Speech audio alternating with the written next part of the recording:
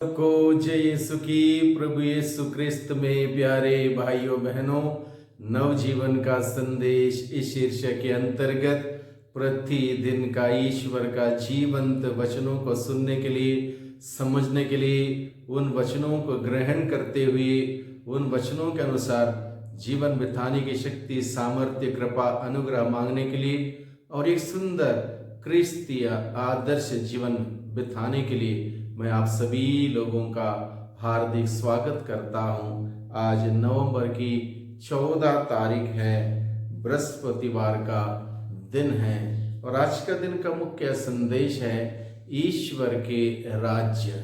ईश्वर के राज्य प्रभु यीशु कहता है हम सबों के बीच में है। प्यारे भाइयों बहनों, सदियों से लोग इस बात का नारा लगाते आए हैं, ईश्वर का राज्य हमारे बीच में आवे।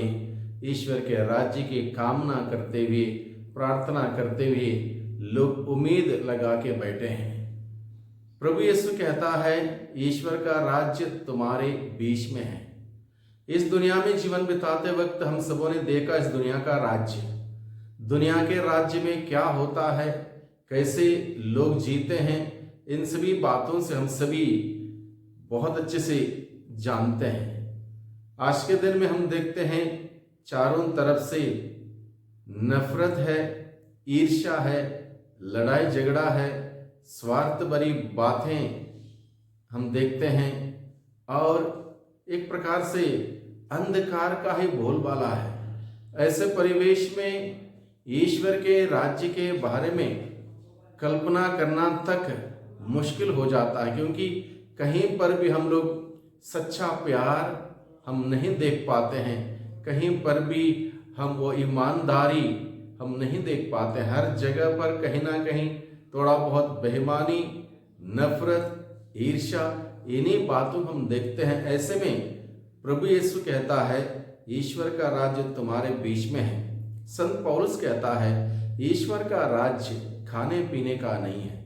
ईश्वर का राज्य पवित्र आत्मा के द्वारा प्रदत्त आनंद, शांति, प्रेम और न्याय का विषय है और इसी की कामना हम सभी करते हैं और चाहते हैं। हम में से हर कोई व्यक्ति चाहता है प्रेम से हम जिए, शांति से जिए, एक दूसरे को क्षमा देते हुए, क्षमा लेते हुए हम जिए, न्याय के अनुसार हम जिए और इस प्रकार का सुंदर जीवन की कामना हम करते हैं। लेकिन जब तक मैं इसकी शुरुआत नहीं करूंगा, मेरे व्यक्तिगत जीवन से, मेरे पारिवारिक जीवन से मैं इसकी शुरुआत नहीं करूंगा और दूसरों के सामने एक उदाहरण प्रस्तुत नहीं करूंगा कि प्रेम का जीवन इस प्रकार से जिया जा सकता है, एक दूसरे को क्षमा इस प्रकार से किया जा सकता है, इस प्रकार से शांति से, भाईचारे से जिया सकता है, इस प्रकार का जीवन का उदाहरण मैं स्वयं प्रस्तुत नहीं करूंगा, तब तक मैं और कहीं से नहीं प्राप्त कर पाऊंगा। इसलिए प्रभु ने कहा तुम्हारे बीच में है। इसलिए हमें इस बात को जानना, समझना और इसकी खोज करते हुए उसको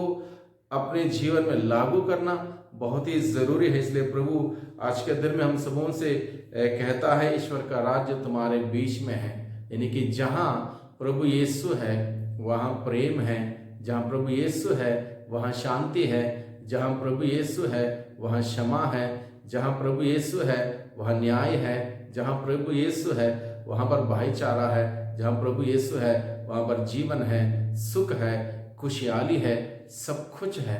इसलिए प्रभु यीशु ने कहा मैं सदा ही तुम्हारे साथ हूं, दुनिया के अंतिम क्षणों तक मैं तुम्हारे साथ रहूंगा।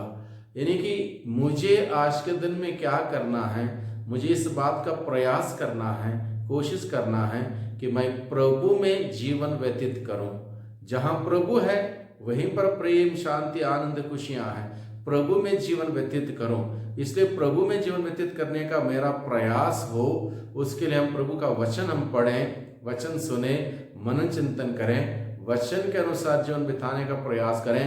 निश्चित रूप से हम लोग प्रभु के सानिध्य में आएंगे, प्रभु के सानिध्य में जिएंगे।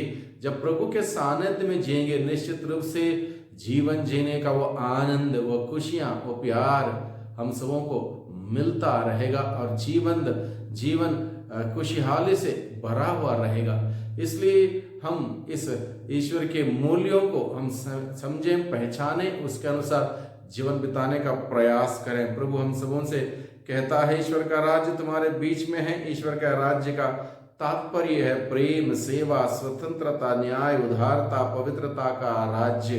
यदि हमारे अंदर ये सारे ईश्वरीय एवं मानवीय गुण निहित हैं तो अवश्य ईश्वर का राज्य हमारे बीच में है। ईश्वर के राज्य को अपने में बनाए रखने हेतु हमें यीशु की शिक्षा का पालन करना है, प्रभु की उपस्थिति को अपने आप में अनुभव करना और अपने पड़ोसी के जीवन में भी उसके राज्य की उपस्थिति को स्वीकारते हुए उसके साथ प्रेम, सेवा और क्षमा का व्यवहार करना है।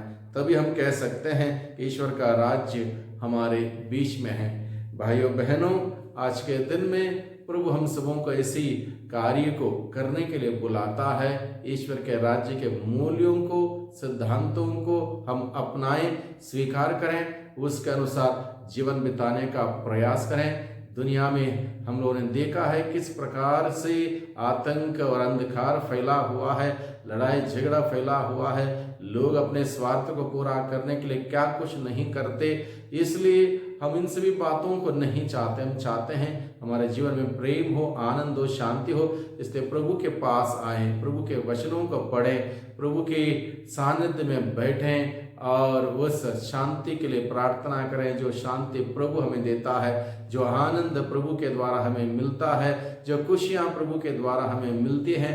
जब हमारे अंदर वो आनंद रहेगा, खुशियाँ रहेगी, प्यार रहेगा, मोहब्बत रहेगा, शांति रहेगी, क्षमा रहेगी, हम इसको दूसरों के साथ बांट पाएंगे। इस प्रकार से ईश्वर के राज्य के मूल्यों के साथ जीते हुए दूसरों के साथ इसको हम साझा करेंगे। इस प्रकार से सभी लोगों के बीच में वो शांति, वो आनंद, वो खुशियाँ हम सभी बांट पाएंगे। इसलिए प्रभु आज के दिन में हम सबों को बुलाता है। प्रभु से हम विनती करें, प्रार्थना करें, हमारे जीवन में ईश्वर का राज्य आवे, हमारे परिवारों में ईश्वर का राज्य आवे, हमारे समाज में ईश्वर का राज्य आवे, हमारे देश में ईश्वर का राज्य आवे।